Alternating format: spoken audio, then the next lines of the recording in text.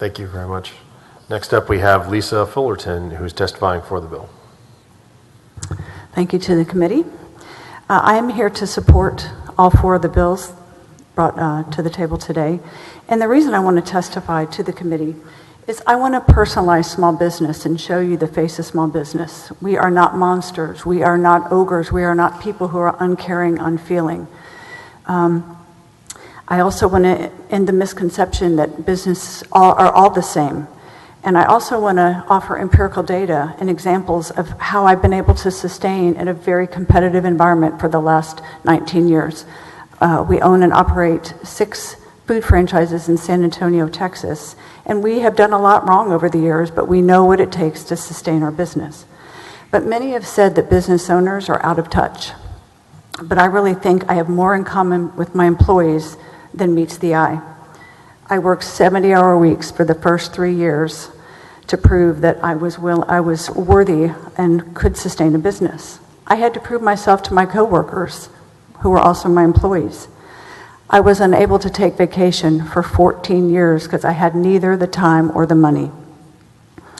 I was forced to choose between a sick child at home and going to work. I had to worry about how to make ends meet, but now that I had employees, I had 80 people to worry about how they would make ends meet. So in regards to Bill 2485, small business becomes known for the way they treat their employees. Word spreads fast when employers are fair, compensate well, and stand for something greater than commerce. If all employees were required to compensate uniformly, we would lose our distinctive characteristics and competitive advantage.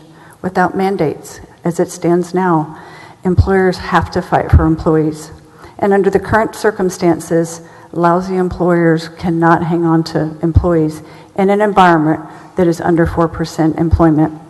There's ample opportunity to go to work elsewhere.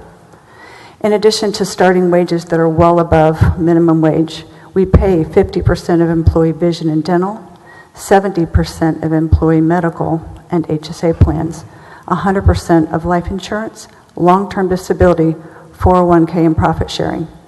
We offer these benefits because that's what we want to be known for, and they match our core values, not because someone told me to do so. So you have another minute. Okay, predictive scheduling. I'm in an industry that is unpredictable. I think it's reasonable to ask us to put out schedules for 2 weeks in advance, but it is not achievable to not be able to make changes to that schedule. We are expected to be open during venue published hours, and to punish employer for meeting those expectations is not effective legislation. Our employees have unpredictable schedules. And that is the train is coming to the station, but if you could wrap up real quickly, 5-10 seconds. You know what, I need to move. Can I talk about paid sick leave? Because that's, no? Okay. Well, let me finish the predictive scheduling. We have college students that work at one of our locations, and when they said they could work 2 weeks ago, they didn't know they had an exam on Tuesday. So we would be penalized for that person calling in sick and getting a replacement. We would have to pay time and a half. Predictive scheduling it's not possible with unpredictable schedules and employees. Thank you very much for your testimony.